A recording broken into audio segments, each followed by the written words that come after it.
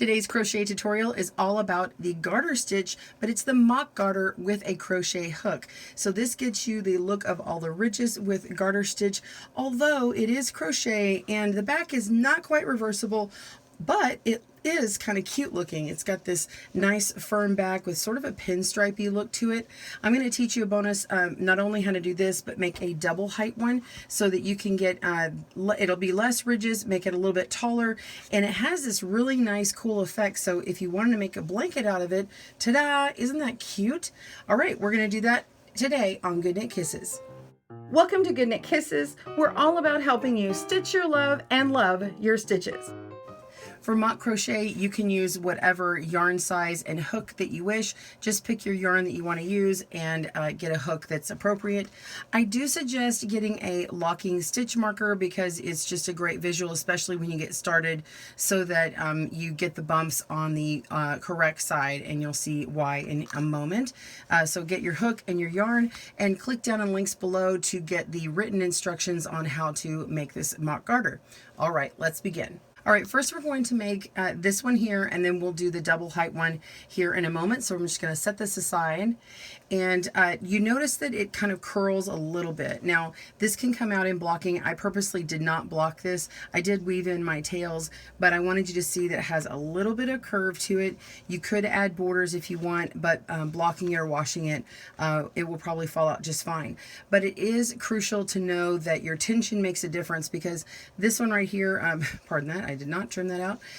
This one, see how it's tighter? It's because I was not paying attention to my tension or my tightness here. So, and I was doing this sample like really fast. So it does curl a little bit more when your tension is too tight on your yarn, what's coming from the working yarn. So make sure it's nice and loose.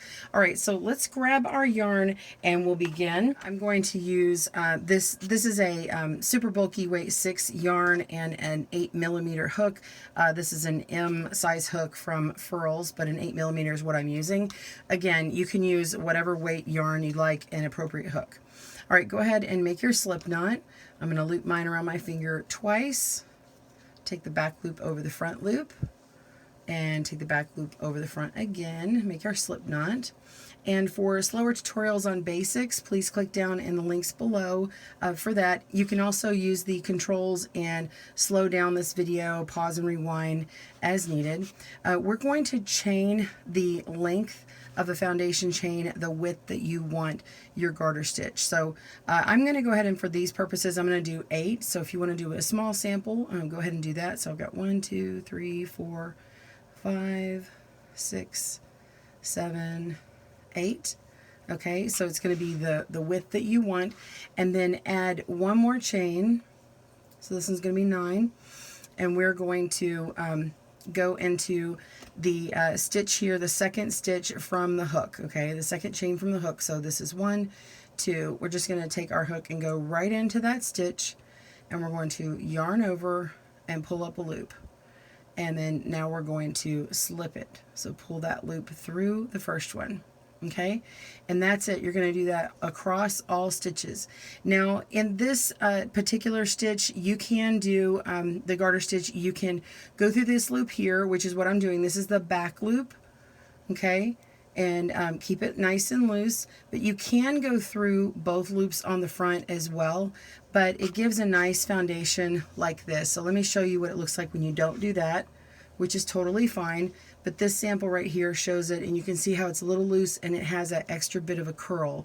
So this one still has a bit of a bulk and a little bit of a curl, but it makes sense, especially when you stop your crochet at the end, and you can kind of match the beginning to the end easily that way. So just going through the back loop only, go across slipping all stitches. Pause your video and meet me when you're at the end. Okay, go through this last one, and then don't go through the slip knot. If you need to, you can count across and make sure you have your original number, which would be 8 in my case, and that first extra chain that you had added does not count. Now we're going to chain 1, and we're going to turn. This is going to be the wrong side of our work. So when we turn, this will be the right side. So go ahead and lay down your work and get your locking stitch marker and just slip that in the front, one of these stitches here, kind of closer down to the bottom of the chain. Okay, and now we're going to go into the front loop. Okay, let's look at this here. So my thumb right here is on the first stitch, not the chain, but that first stitch. Let me roll it and turn it, and you can see that there's that V shape. This is the back loop back here, and this is the front loop. But if I rotate it, you can also see another loop down here. We're not going to that third loop, that one that below. We're just going to go into the front loop, which is this one. So we're going to go up into that, right through the center, yarn over and pull through, and then slip the stitch. Okay? Once you get the first couple of stitches going, you will see it much easier. So now that we've got that one, you can see the very next one is in plain sight. So we're just going to go right up through there and yarn over and pull through and then slip the stitch. Go through the next one, yarn over and slip. The next one, go through, yarn over and slip, and go across all stitches. Pause your video as you need and meet me at the end of this row. And go all the way to the very end. Make sure you've counted all of your stitches. It may be harder to see that last one, but make sure you get it, or your crochet work is going to get smaller and smaller. Okay, go ahead and slip that last stitch, and we can look at our work. You can see it's nice and bulky here. This is going to rotate and expose a ridge here in a moment. Go ahead and chain one at the end of that row and turn. Okay. Now we're going to work through the back loop. If you rotate your knitting, you can see the back loop, not this first chain, but this one right here at the back is where we want to go. And we're going to yarn over and pull up a loop and slip that stitch. And then once you've done that, you can see the next one is very easy. Just go through that next one, yarn over and pull up a loop and slip and go across. Okay? So as we're going across, I'm just going to chat for a moment. Pause your video if you need, but I recommend listening to this. So you can see right now I can feel that I have this stitch marker back here, and that is a visual indicator that you need to have all of your loops that you slip on that side. So wherever the stitch marker is, that is the loop you choose. If it's in the back, you're going to use the back loop. If it's in the front, you're going to use the front loop. So I'm all the way down at the end, and it looks like I'm done, but let me just make sure, because I think I actually might need to do one more stitch. So let's count. I've got 1, 2, 3, 4, 5, 6, 7, 8. Yeah, that looks like it's done. Okay, so sometimes it's a little bit harder for me to see, so I just double check in the beginning, and then as it gets longer, it's easier to tell.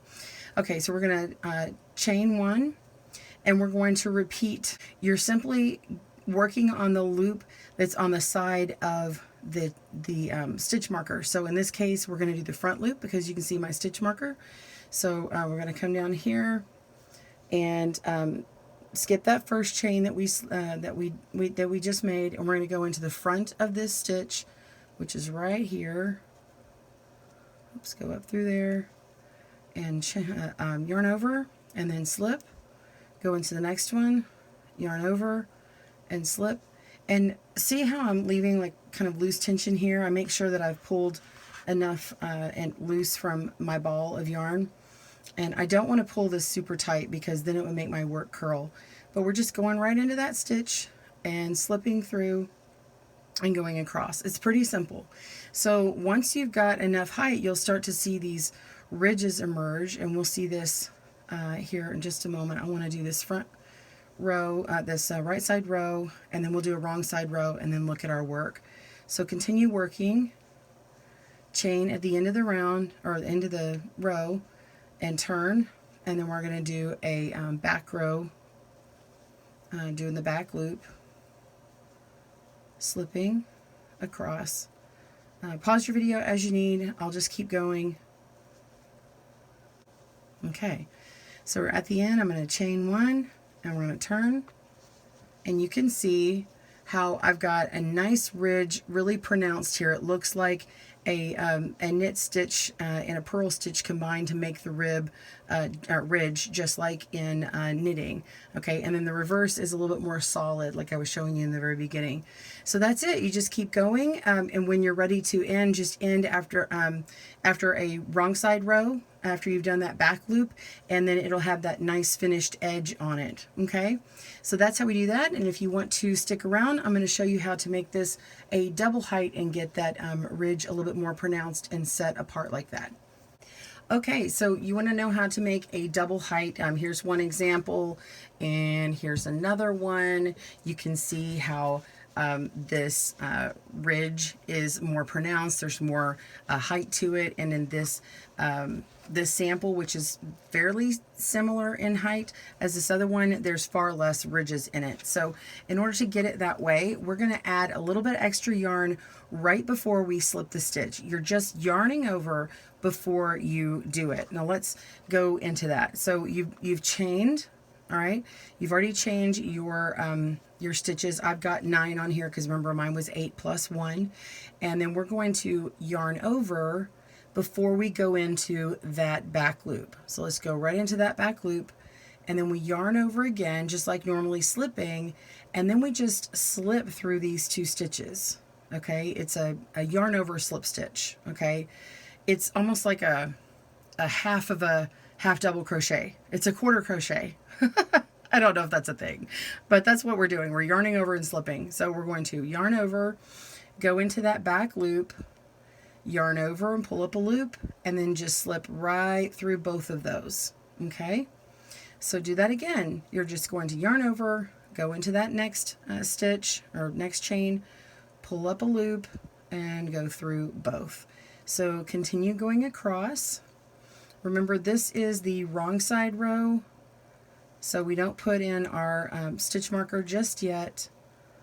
Pause your video as you need, because I'm working a little bit fast right here, but I know that the first several times I did this, slipping through both of these is a little bit hard, so you may have to do what I'm doing and just take my fingers and then I just pull downward and pull through, and it kind of elongates that sort of teardrop shape. It's just a little bit harder to do it because we're not used to doing it that way. So again, yarn over, go through that back loop, yarn over, pull up a loop, and then kind of pull down and then guide it through both of those loops. Okay, so when you get to the end of the row, you're still going to chain 1 as before, turn, and now we're going to put in our stitch marker, and note that this is a right side row by just putting that in, and then we know which side of the loop to go in on. So now we know this is a front loop, so we're going to yarn over, go into this front loop here, that very first stitch, not the chain. Oh, let's see. Go right in there. It's being stubborn with me. Sorry about that. Okay, going through, pull up a loop, and slip through both. It's just the same thing, just the front loop. Yarn over, go into that first stitch, or the next stitch, and in that front loop, pull up a loop, and slip. Yarn over, go into the next front loop, yarn over, and pull up a loop, and slip. And then continue across.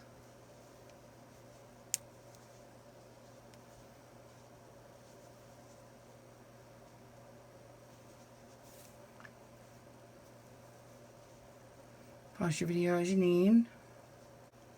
If you need to count your stitches, be sure and do that so you don't get short on this one. Make sure you get this very last one and pull through and chain, and now I'm turning and we're on the wrong side again, so we're going to do the back loop. So yarn over, go into that back loop right there, yarn over, pull up a loop, and pull through both. Yarn over, go into the back loop, yarn over, pull up a loop, and slip right through both, and continue. And after you finish one of these back loop rows, you'll see that it's established your ridge pattern in the front, and that's always a good row to end on. If you're going to go into the next stitch pattern, you can go on to either one from there. It just depends on what stitch pattern you're on, if whether you end on a row with the back loop or the front loop. But this one just establishes the border down below. See how it's got that pronounced line down here and then this one here.